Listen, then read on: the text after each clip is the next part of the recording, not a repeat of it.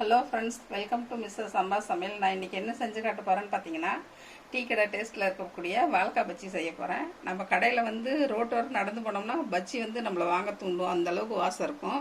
அது மாதிரி என்னென்ன பொருள் போட்டு செய்யலான்னு உங்களுக்கு செஞ்சு காட்ட போகிறேன். வாங்க வீடியோக்குள்ளே போகலாம். கடல மாவு 1 கப்பு,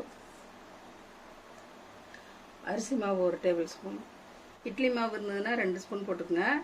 இல்லாட்டி பச்சரிசி மாவு இருந்தாலும் போட்டுக்கோங்க. 2ல் எது வேணாலும் போட்டுக்கலாம்.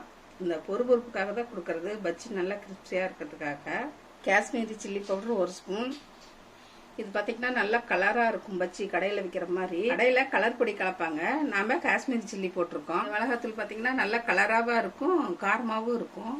அதனால் இந்த மிளகாத்தூள் போட்டிருக்கோம்.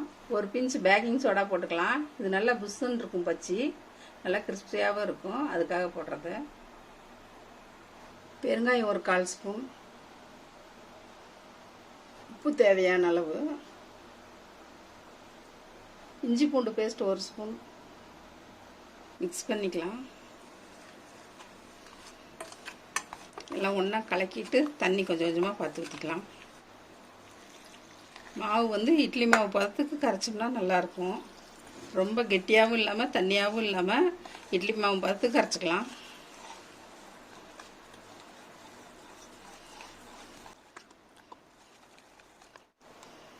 உங்களுக்கு ஒரு சீக்ரெட் விஷயம் சொல்ல போகிறேன். இந்த நெய் 1 ஸ்பூன் ஊற்றுறதுனால டீ கடையில் வைக்கிற மாதிரியே நல்லா வாசமாக கிறிஸ்பியாக பஜ்ஜி நம்மளுக்கு ரொம்ப வாசமாக நல்லா இருக்கும் டேஸ்ட்டாக. அதுக்காக இந்த நெய் 1 ஸ்பூன் ஊற்றுறது. வாழைக்காய் பார்த்திங்கன்னா ரொம்ப சன்னமாக வெட்டாமல் கரெக்டாக இந்த பதத்துக்கு வெட்டிக்குங்க, அப்போ தான் நல்லாயிருக்கும் கடிச்சு சாப்பிட. இப்போ வாழைக்காய் சீவியாச்சு, நம்ம மாவில் நினச்சி பஜ்ஜி சுட்டுறலாம். இப்போ கடாயை வச்சு ஆயில் ஊற்றிருக்கோம், சூடாயிடுச்சு. ஒரு கரண்டி எடுத்துக்கலாம். இப்போ சூடாக எண்ணெய் ஊற்றுறதுனால பஜ்ஜி நல்லா மொறுமொறுன்னு இருக்கும், பஜ்ஜி ஆயில் குடிக்காது. அதுக்காக இந்த எண்ணெய் கடைசியாக ஊற்றுறது.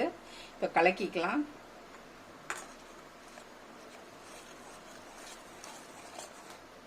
மாவு 2 பக்கம் மசாலா படுற மாதிரி தொடச்சி, இப்படி தொடச்சி டக்குன்னு போட்டுருங்க.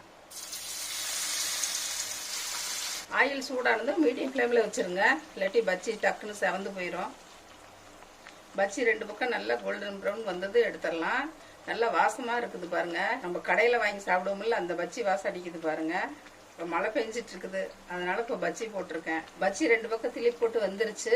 இந்த சலசலப்பு அடங்கினது எடுத்துடலாம். இதுதான் கரெக்டான பதம். பஜ்ஜி நல்லா உப்பி நல்லா மொறுமொறுன்னு இருக்குது.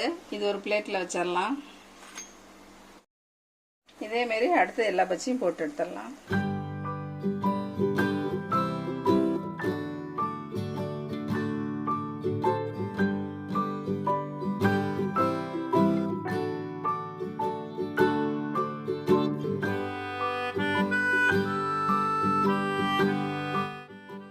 பஜ்ஜி பாருங்க எவ்வளோ கிறிஸ்பியாக இருக்குது,